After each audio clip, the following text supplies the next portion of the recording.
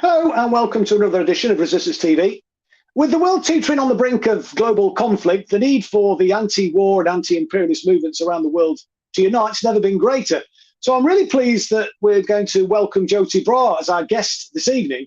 She's just returned, or recently returned anyway, from a conference in Venezuela to look at how ordinary people around the world can organise to push back against the imperialist warmongers. Joti is a socialist and an anti-imperialist activist. And so relatively recently, she was the deputy leader of the Workers' Party. And I believe that Joti is the spokesperson for the platform movement that is trying to pull the anti-imperialist and anti-war movements together. And that's what this conference in Venezuela was all about. So welcome to the show, Joti. Good to see you again. Thanks, Chris. Nice to be with you. Great. I think it's about 18 months, isn't it? A couple of years since you were last on Resistance TV. It feels a long time ago anyway, but it's good to see you. It is.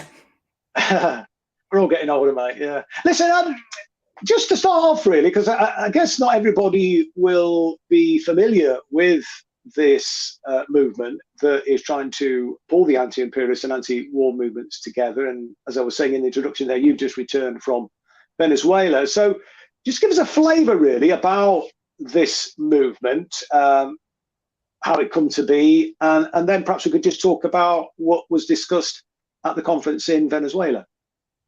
Sure. Well, so the platform, the World Anti-Imperialist Platform it's called, but we sort of call it the platform for short, was founded back in last October in Paris. And it really came out of an anti-war, or a conference about the war in Ukraine, which was held a few months before that in the late spring, early summer of last year, and which revealed something that some of us have been aware of for a while, but very, very clearly that there's a big split amongst people who call themselves socialist, communist, anti-imperialist in their understanding of the war. And that seemed to stem from a really deep divide over how we define imperialism. And if you all have noticed, Chris, I'm sure you have noticed, that imperialism has become a term that's moved from being something that just the left, the communists, the socialists, the anti-imperialists talk about, to being something that the imperialists talk about. Increasingly, over the last couple of years, we see, long articles in places like Foreign Policy magazine and various think tanks, in the USA and Britain, talking about imperialism and characterizing the countries they want to attack as imperialist. And there's been a big problem has been created in our own movement, in the anti-war movement, in the working class movement, because this idea of Russian and Chinese imperialism, which was created by the imperialists themselves, has kind of spread and become a kind of a poison in our ranks. And what it means is there's a great confusion now amongst workers about whose side are they supposed to be on. I hate imperialism, but who's the imperialist I'm supposed to be against? So really, the World Anti-Imperialist Platform was formed by those people who had a very clear understanding that yes, one side in the world at the moment is an imperialist camp. It's made up of the Nato countries. It's Russia. It's USA, followed by Britain, Germany, France. The EU, Japan. They're in the imperialist bloc. They're aggressive. They are starting wars, driving us towards a third world war to save their system, which is in crisis. And then on the other side, we see coalescing a bloc of countries that's growing all the time, who are imposing this drive to war, opposing this drive for hegemony, opposing the profiteering and the domination of the imperialist countries. And they are independent. Some of them are socialist. Some of them are just national bourgeois independent countries. But they are anti-imperialist as a bloc, we characterize. And this understanding is really necessary for workers, because without it, we don't know what our job is in the anti-war movement, do we? So the platform came together in order to give this clear understanding and to try, therefore, to bring people together in united action on the side of the anti-imperialist camp. Because what we've also understood is that if the imperialists get their way and win their wars, the wars they're desperate to have against Russia, against the North Korea, against Iran, against Venezuela, against China. If they win these wars, which is, they're turning it into one big war, Chris, it's, we're heading for global conflagration, the way they're accelerating this war drive. If they win, it's a catastrophe for humanity that, we're going to have 20, 30, 40, more years of this profiteering, domineering, pushing workers into the mud while the rich get fewer and richer. And they continue to loot the planet for the benefit of a tiny handful of super rich. I mean, what I've found a bit disappointing, Joti, is some of the trade union leadership support for this proxy war in Ukraine, and talking about the importance of continuing to supply weapons to Ukraine Nazis. Let's be honest about it. It's certainly very influential, the Nazis in Ukraine. I mean, as far as the platform movement that you are a spokesperson for, I mean, have you had any discussions with trade union leaders around the world? Is there plans to do so? Is there any support from any leading trade unionists around the world for this movement, which is so crucially important to the we're facing an existential threat, aren't we, really, from war? Because a global conflagration could escalate into nuclear annihilation. What's your take on where some of the trade unions anyway are at, and what I think the scope is to get the trade union leaders on side? It's a really good question, Chris, because of course the power of workers organized in trade unions, their ability actually to scupper the war plans of the imperialists is immense. That is a huge power that right now is latent. Nowhere in the imperialist world is there a trade union movement that's prepared to harness the power of its members to sabotage, disrupt, stop the war machine, which they could do. Let's be in no doubt about it. That should be our demand to our unions. We refuse to cooperate with these wars, but the only way to refuse our cooperation is collectively. And that means we need to do it through the unions with mass actions, refuse to move the materials, refuse to broadcast the war propaganda. All the jobs that are needed to make the war happen are done by workers, Cool. And the trade union movement could and should be having a huge impact on that. So on our list of demands is absolutely that this should be our call in every country. We should be mobilizing actively through the unions, through civil society, through every type of organization, these active campaigns of non-cooperation with the war effort, anywhere where there are NATO bases and NATO war effort is happening, which, let's face it, is nearly everywhere. But you're right, in the imperialist countries, we see the exact opposite. These type of demands fall on totally deaf ears. Our trade union leaders, in quite the reverse, are determined to show their loyalty to British imperialism no matter what. The only action we've seen in Britain to try to sabotage any war effort or to throw their weight behind any action in this war has been trade unions asking their members not to cooperate with putting oil on Russian ships, the exact opposite of what they should be doing, which is refusing to cooperate with the British war machine. But they've been very happy to repeat the imperialist propaganda about Russian imperialism, which again is one of the reasons for the platform existing. And when it comes to trade unions in other countries, we don't have a kind of trade union platform as yet within the platform. What we do have is many organizations who are participating in our conferences and who have signed the Paris Declaration, which was our kind of launching document back in October last year, who have connections, some of them very big connections to large trade union movements. And, they will be using their influence in their countries to mobilize around this program point. So, for example, you said that we had our conference in Caracas recently. Well, that was because the PSUV, the ruling party of Venezuela, has signed the Paris Declaration. And so they co-hosted with us our conference in Caracas, which was the third conference of the platform. We got the fourth one coming up in Seoul. And again, the party that's co-hosting that with us is the People's Democracy Party of South Korea. They have big connections with the trade union movement there. They will be mobilizing in the trade unions around these demands. So yes, we do need to popularize that demand, as far as possible. I mean, I think the trade unions have been missing a trick for many, many years on a whole host of things in terms of raising political consciousness. But this is probably the most important issue to raise consciousness about. And yet, as we saw at the TUC last year, a former previous policy of the TUC to support defence diversification was overturned. Even Unite supported. I mean, obviously, Unite's got a lot of members working in the arms sector, but as we know, the number of people working in well, they call it defence, but I prefer to call it kind of the arms industry or the offensive industry.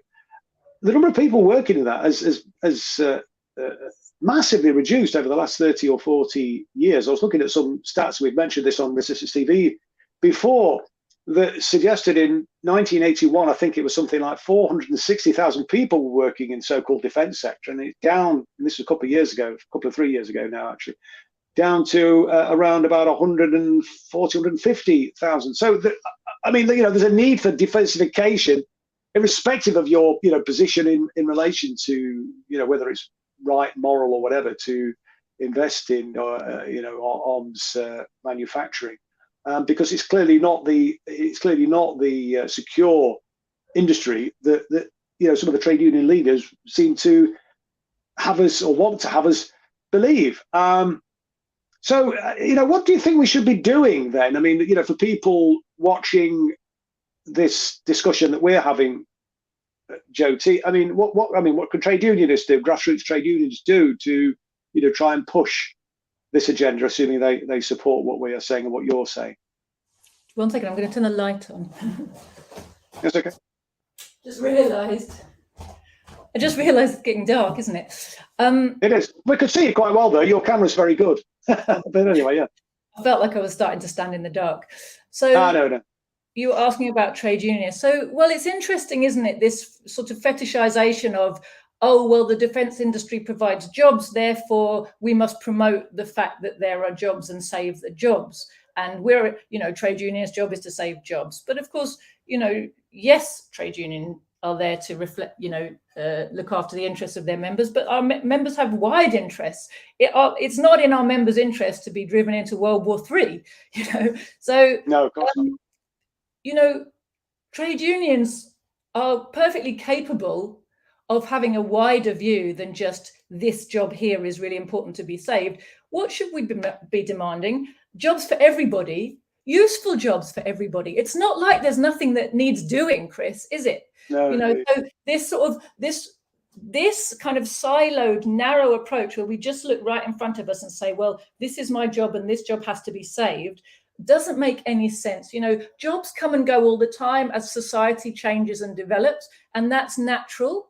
That some jobs will become obsolete and some other jobs in other sectors will come up and develop because society is developing and technology is developing all the time.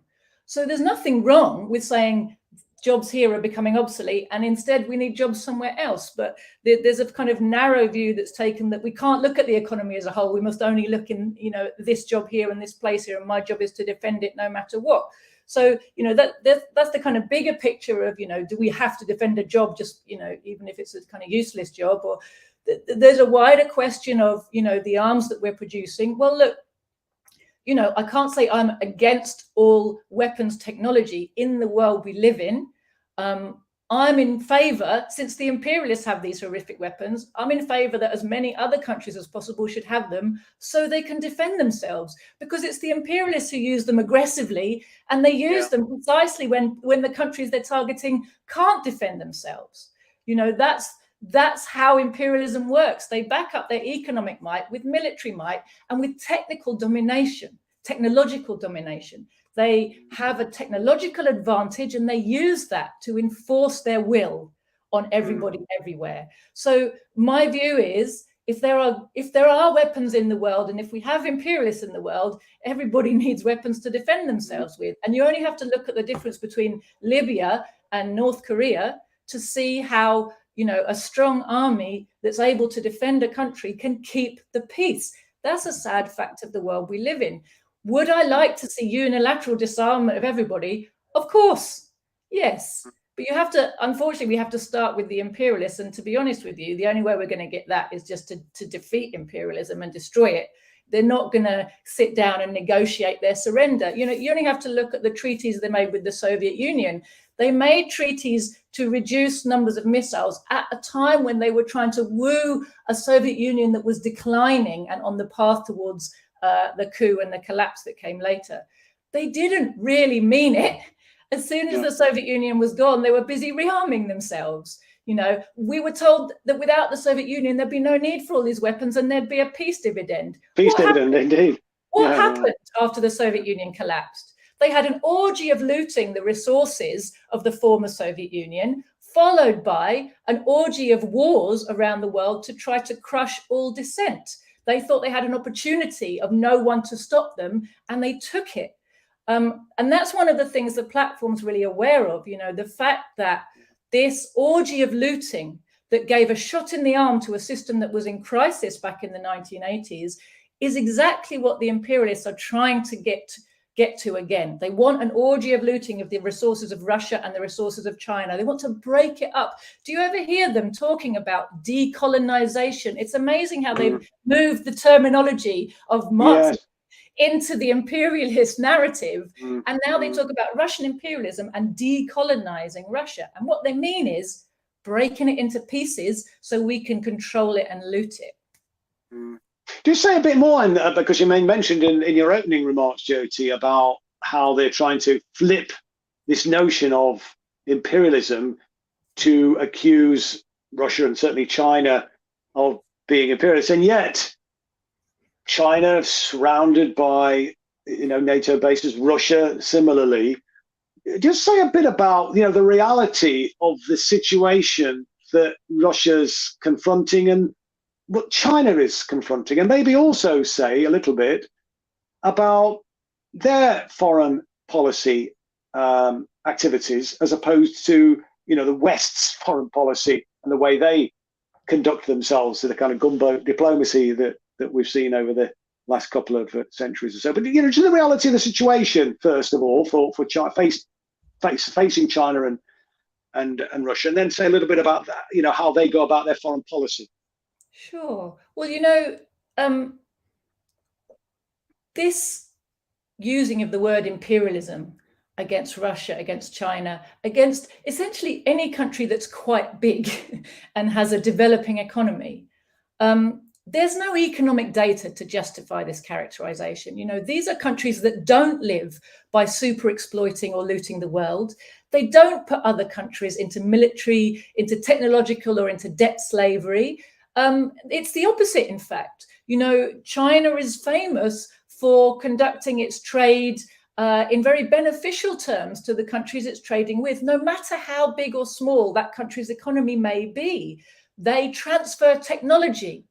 The Russians offer military assistance to help countries which are finding it hard to break free of imperialist control and looting to become independent and start to develop their own economies in their own interests without this constant looting and bullying of the imperialists. So they're actually, Russia and China between them, with technological assistance, with trade assistance, with military assistance, they're actually offering a space for smaller developing countries to start to break out of this imperialist enslavement trap that they've been in for so long. Russia and China really have made themselves the targets for the imperialists, not by anything they've done in terms of, they're not aggressing anybody. They don't put their bases around us, as you pointed out, Chris. It's quite the opposite. It's simply that they retain their independence and they're assisting other nations to gain theirs. And so, but, even if they weren't helping anybody, even if they were just saying, no, I have the right to remain independent, the fact that they're doing that on a big territory with a lot of resources, that is an absolute anathema to imperialism. And particularly imperialism right now, which is suffering a deep economic crisis, is desperate for sources of profit. And we see that at home. They're privatizing everything in sight, right? The Treasury is constantly printing money to subsidize this industry and that industry, the arms industry, the energy industry, you know, the subsidy after subsidy, subsidies to bail out the stock market, to bail out the failing banks, you know. They're desperate for sources of profit. And any country that doesn't allow looting on the imperialist terms, where they get super profits, maximum profit, is an impediment to their ability to get profits. And their systems in crisis, they just can't allow it, you know. So Russia and China, it's not what type of government they have, it's not what kind of social system they have, it's not anything they've done or not done, it's just existing in an independent way, which makes them the target of the imperialists. And the interesting thing is that they've started to realize it. Well, they have realized it, finally realized it. You know, for a long time, Russia and China, both, they could see that the West was kind of edging towards them and trying to surround them and becoming more and more bellicose and aggressive. And they tried to show, look, we're no threat to you. We'll be your partners in the world. We will, but they expected in return to be treated as equals, as partners, you know, as independent entities. And of course, the imperialists can't have that. And no amount of pacification on the part of China or Russia would make the imperialists let them alone. And they finally realized that that's the case. And what's really interesting is the way that the imperialists plan to break them apart and loot them, you know, break them into pieces and use breaking Russia as a springboard to then breaking China.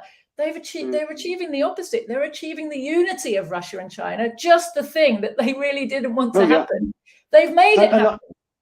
Absolutely. I mean, not just Russia and China, but you know, but other countries like Iran and obviously Venezuela that you mentioned, you know, and other Latin American countries, etc., you know, are you know, coming together. And indeed, you know, China's role on the international stage now, in terms of its diplomatic role, you know, bringing that rapprochement between Iran and Saudi Arabia was quite an achievement, wasn't it? Really, and you know, we're used to seeing on our television screens, but you know, U.S. statespeople going around the world and, you know, brokering deals, as it were, and they seem to be kind of, you know, definitely being pushed to the sidelines, which I think can only be a good thing, that we move away from this unipolar world to a multipolar world. But just in going back to a little, if I can just get your thoughts, Joti, in relation to this notion of imperialism. One of the things that, of course, people are and not just the kind of, you know, the imperialists in the upper echelons, you know, writing these things, you know, the Atlantic Council and all that lot, but you know, ordinary, regular people who I think have been sucked in by the propaganda, without wanting to sound patronizing. But I mean, one of the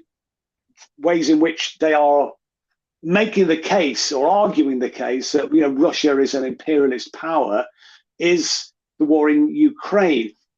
Just give us your take on that. And I don't know if Platform have got a, you know, a view about that, but certainly be interested in your thoughts on it, first of all, and indeed whether there is an official position in relation to the situation that's happening in Ukraine at the moment. Yes, well, I speak both for myself and for the Platform when I say that, you know, we absolutely take the view that this war did not start a year ago. You know, it was not Russia that threatened Ukraine's sovereignty. It was the USA which destroyed what was left of Ukraine's sovereignty, which, let's face it, even by 2014 was not much, because 2014 was not the first coup that the United States had made in the Ukraine. The first coup that the United States made in Ukraine was in 2004. And in fact, the first time that the USA sponsored fascists to fight the local people in Ukraine was 1945 to 1953.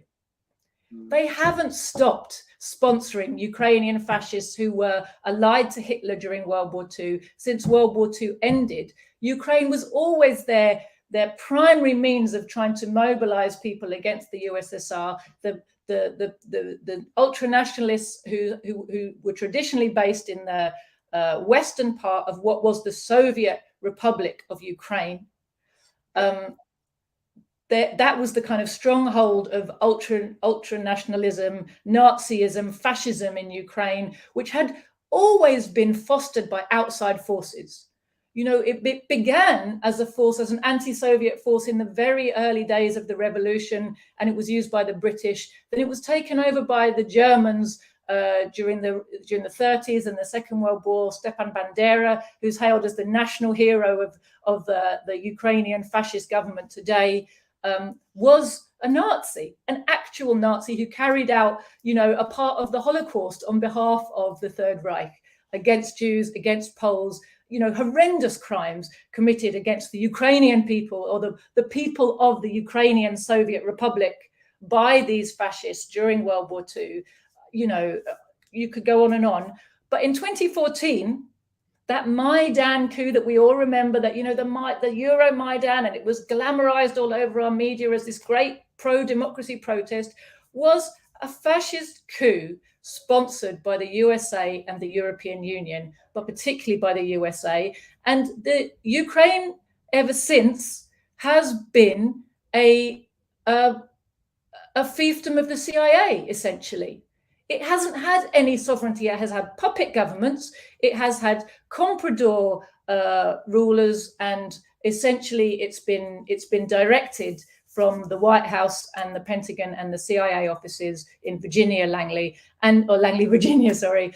And, you know, the idea that this decontextualized narrative that we get in our media, it's classic, you know, because you look at Palestine all the time, how for 70 years we've had a narrative in the West about Palestine, which takes away all context. Like there's no history. Every event that happens is presented as if it just came out of the blue. Well, this thing happened. Oh, violence is not very nice, is it? You know, of course, violence is not very nice, but that doesn't tell you anything about where the violence came from, who's responsible for it, you know, what's it in response to, what's the history, who are the forces on each side, what are they trying to achieve, you know, all of that. The fact is that Ukraine has been turned into a CIA playground, awash with Nazi armed bandits, so that it can be used as a battering ram against Russia. And the first thing they did was turn on the Russian people who lived inside the borders of what was the Soviet Republic of Ukraine, which was a multinational state. It wasn't an ethnic Ukrainian state in the nationalist sense. People called themselves Ukrainian because they lived in the Ukrainian Soviet Socialist Republic. But half of that used to be in Russia. You know, they were Russian people. There's no historical basis for saying these people are Ukrainian in an ethnic or national sense. That was fine. They didn't need to be, you know, under socialism, people can live together no matter what their nationality perfectly happily. And they did.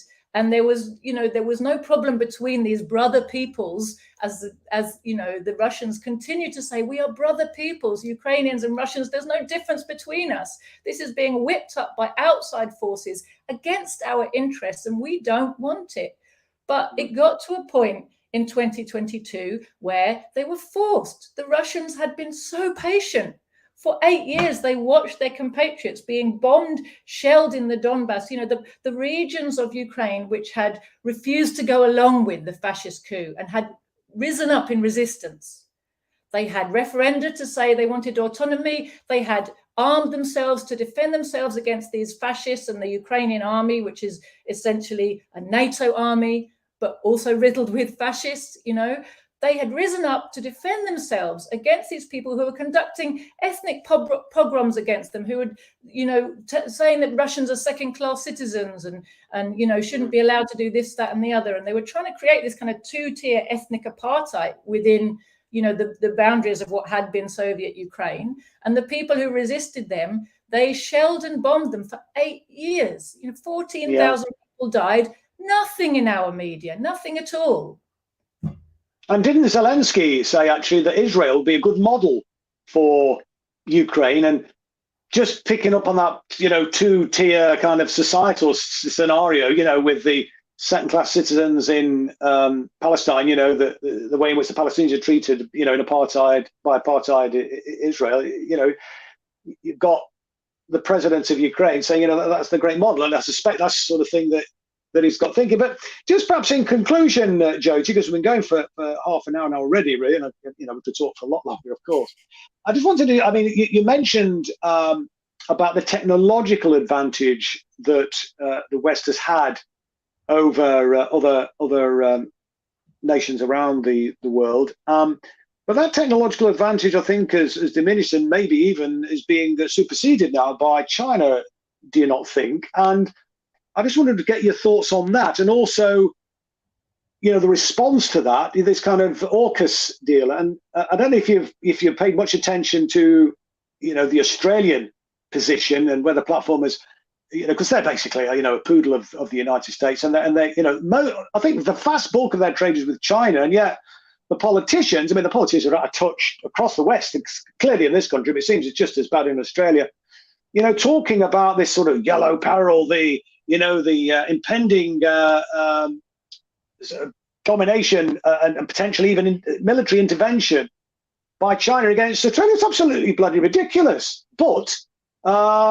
you know, these are the politicians that are making this case, and of course now Australia's, you know, signed up to this ridiculous AUKUS deal. So, they could say a little bit about the technological advances that China's made and how they seem to be, in my opinion, anyway, seemingly kind of superseding, certainly matching, and in some areas maybe even superseding the West, and you know, and get your thoughts really about that and this you know, this AUKUS deal, which it seems to me to be a, you know, kind of response to that. Yeah, it's a very good question, Chris. You know, ever since the October Revolution and the beginning of the socialist world, the socialist era, if you like, opened in the world, there's been an understanding that the key thing for socialism to do in order to succeed is to advance technologically and break the technological monopoly of the imperialists. You know, so far we haven't yet lived in a world where socialism is dominant. Even where socialism was growing and on the up, imperialism was still bigger than socialism for the time being. And the ability of the imperialists to keep being imperialists really rests on their technological dominance, as we were talking about earlier. So just as the Soviets shocked the USA by putting the first man into space, first satellite and the first man, the USA went, oh, we didn't think they could do that. You know, they'd been resting on their laurels, and suddenly they were throwing resources into R&D and technology. They were like, we can't let this happen, because the imperialists understand too that their ability to dominate the globe rests on having the best technology. Just like in the early days of the colonizers, you know, they were societies that in some ways were far advanced of us in the kinds of things that they were able to do. But socially, they weren't as far advanced in terms of, you know, we had bourgeois economies and that type of organization as opposed to feudal or other types. But we had this technology of guns. These metal weapons that we could bring to bear were overwhelming in terms of their technological dominance. And it made the Europeans seem invincible. You know, and so for a period, you know, Europe could just go around the globe saying, I'll have that, I'll have that, I'll have that, because I've got these guns and you can't do anything about it. Well, this is what imperialism has always rested on, Chris. And, you know, the more loot it attracts to itself, the more it works to maintain that dominance. And it, of course, the highest level of R&D goes into the armaments industry. You know, the most advanced technology is always in the weapons, because it's the weapons that back up the finance, that back up the ability to stay on top. And so, you know, just as the Soviets realized that, the Chinese realized that, you know, and they've been quietly, slowly but surely building up their technological abilities. And some time ago, they identified key areas of research and development that they needed to get on top of and have an independent ability in. It's no good to buy your technology from the imperialists, and they've always got you. You know, they've got one over on you. They've got you under the thumb. So the Chinese realized very clearly, you know, they've been working very hard to educate, you know, STEM graduates. They've got so many more graduates in, what does the STEM stand for? Technology, engineering. Science, technology, engineering, mathematics. Yeah. They're producing so many more of those high-level STEM graduates than anywhere else in the world. They have put huge resources into R&D precisely so that they can become independent of US-controlled technologies. Because if the US controls your technology, they can control your economy. And if they can control your economy, they can control everything else about your life, you know, and loot you and have you where they want you. And they can threaten you.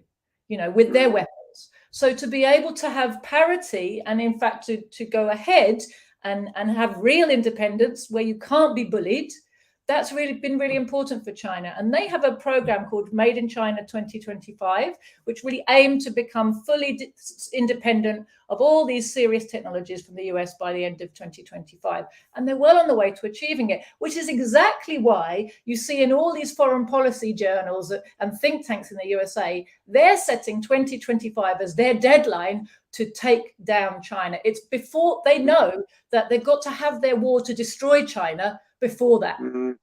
That's what they're really, that's what they're very, very focused on. On the one hand, they want to do the loot, need the looting because their system's in crisis. All their banks are busy falling at the moment and they're trying to pretend it's not happening, and they're printing more money to bail them out, which is going to create more inflation. They're stuck in this downward spiral and they're desperate to get out. They're desperate to destroy Russia, desperate to destroy China, but they're equally desperate that if they don't do it soon, it will be impossible to even think about doing it. I mean, and of course, when smaller nations seek to their own, direction of travel and their only, their kind of sort of independence, as it were, from the imperialists. I'm thinking of places like Libya, with the proposals that they were coming forward with, possibly for the Pan-African currencies, I understand it, and the kind of oil reserves that they were going to use to kind of back that. I mean, what we know what happened.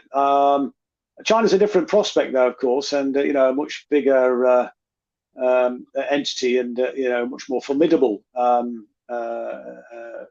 adversary in that sense. So it'll be, well, it's interesting time certainly in which we live. I mean, just on that AUKUS point, though, I mean, I don't know if Platform has taken a position in relation to, kind of nuclear subs and, what this kind of nuclear technology that Australia is kind of getting in bed with in relation to the so-called Chinese threat. I mean, any thoughts on that? China really doesn't present a threat to anybody. But, of course, in order to drum up support for its aggressive wars, the imperialists have to create a narrative, don't they? So the narrative is China's coming to get you, China's aggressive. It's like pure projection. Actually, the things they accuse Russia and China of are the things they do themselves. Right?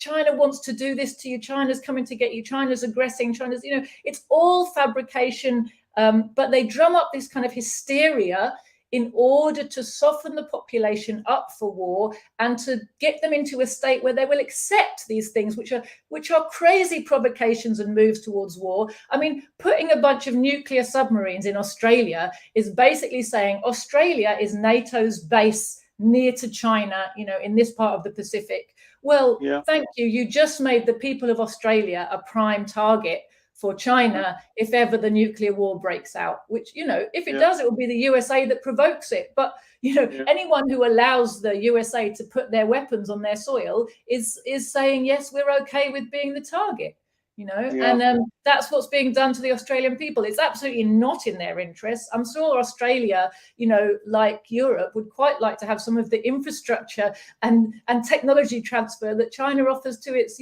trading partners elsewhere in the globe. You were talking about that. Why is it that our rulers, sort of allow themselves to be what seems like just poodles for the USA? But clearly in Australia, in Germany, in Britain, there are some super rich who see that the way for them to keep on top and keep being super rich is to stay in alliance with the USA, which has, let's remember, the big military machine, which none of the others have anymore. They don't have the power to go it alone. So they stick with their alliance and they don't mind if the masses in their own countries suffer as a result. They're prepared to throw them all into the grinder as long as they can stay on top and keep their right to loot the planet. And they see their alliance with the USA as the best way of doing that, as far as I can see. Well, so thanks for that, Joti. It's been a really fascinating discussion. We've gone for 40 minutes thereabouts. And it's just flown by. It's really interesting, and we perhaps need to return to this. And obviously, Platform's growing. You've got another conference you were saying coming up in Seoul. So that'll be interesting. Maybe we'll get you back after that event and see how things have developed. But just in the meantime, Joti, could you perhaps give a link or a social media handle where people can find out more information about platform, and also where people can follow your work? Yeah, for sure. Thank you. So the platform has a website, which is WAP, WAP21.org. We also just launched a news website called Platform News, wapnews.org, WAPnews.org. It has a Telegram channel, Platform News, and I have a Telegram channel, Joti Brar, and that, my party also, the Communists. So I personally, I like Telegram as a form of social media. I find it a lot less distracting than all the other ones. You can just go to what you want. We don't do any spam. There's 1 or 2 updates a day, but it's pretty useful analysis. So that's where I like people to find me. Great. And your speech, I believe, is available, that you made at the conference in Venezuela online, isn't it? So if people are interested in what you had to say, they can go and find that probably on your Telegram channel, I think, can they? Yeah. Yeah, great.